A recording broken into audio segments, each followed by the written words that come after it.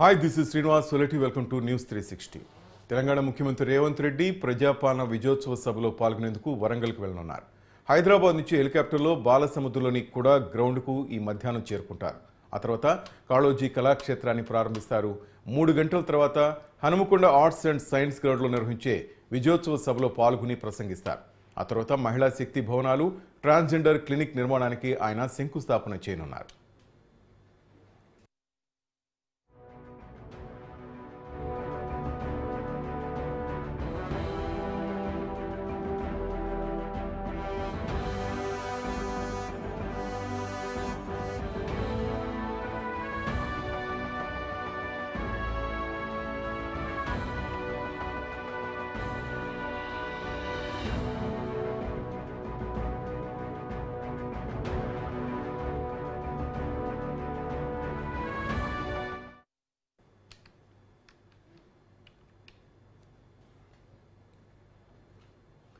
తెలంగాణ ముఖ్యమంత్రి రేవంత్ రెడ్డి ప్రజాపాలన విజయోత్సవ సభలో పాల్గొనేందుకు వరంగల్కు వెళ్తున్నారు.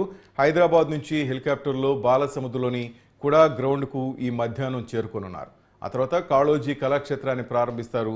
3 గంటల తర్వాత హనుమకొండ ఆర్ట్స్ అండ్ సైన్స్ గ్రౌండ్లో నిర్వహించే విజయోత్సవ సభలో పాల్గొని ఆయన ప్రసంగించనున్నారు. ఆ తర్వాత మహిళా శక్తి భవనాలు, ట్రాన్స్జెండర్ క్లినిక్ నిర్మాణానికి ఆయన శంకుస్థాపన చేస్తారు.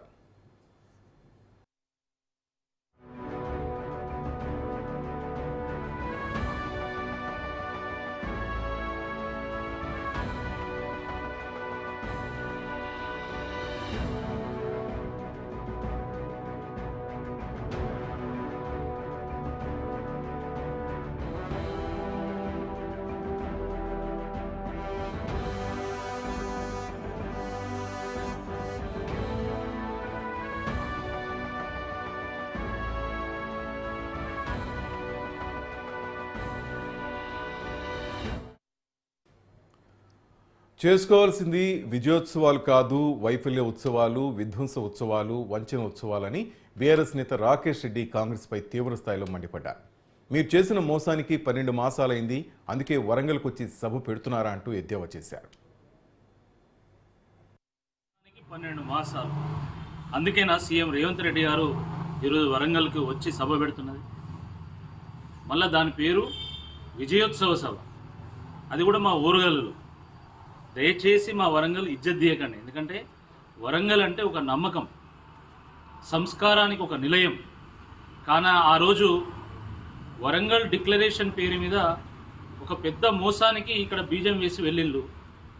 మళ్ళీ ఈరోజు ఇంకో మోసానికి తెరదీయడానికి ఈరోజు మళ్ళీ వరంగల్కి వస్తుంది. అయినా ఏ ముఖం పెట్టుకొని మీరు విజయోత్సవ సభ పెడుతున్నారు? ఏం విజయాలు సాధించాలని సంబరాలు చేసుకుంటున్నారు? రైతు బంధు చేయలేదు, రుణమాఫీ చేయలేదు, వడ్లు కొనుగోలు కావడం లేదు, ధర రావడం లేదు, ఉద్యోగాలు రావడం లేదు. మీరు చెప్పినటువంటి మహాలక్ష్మి 2500 రూపాయలు మహిళలకు కానీ, లేకపోతే కళ్యాణ లక్ష్మిలో తులం బంగారం కానీ, లేదా పెన్షన్ల పెంపు కానీ, రేషన్ కార్డులు కానీ ఏవి ఒక్కటి కూడా ఇప్పటివరకు నెరవేర్చలేదు. మరి ఏ ముఖం పెట్టుకొని మీరు ఇక్కడికి వస్తున్నారు? మళ్ళీ దీనికి విజయోత్సవ సభ అని పేరు పెడతారు. విజయోత్సవాలు చేస్తున్నాం అంటున్నారు. మీరు చేయాల్సింది విజయోత్సవాలు కాదు, మీరు చేయాల్సింది వంచనోత్సవాలు, మీరు చేయాల్సింది వైఫల్యోత్సవాలు, మీరు చేయాల్సింది విధ్వంసోత్సవాలు.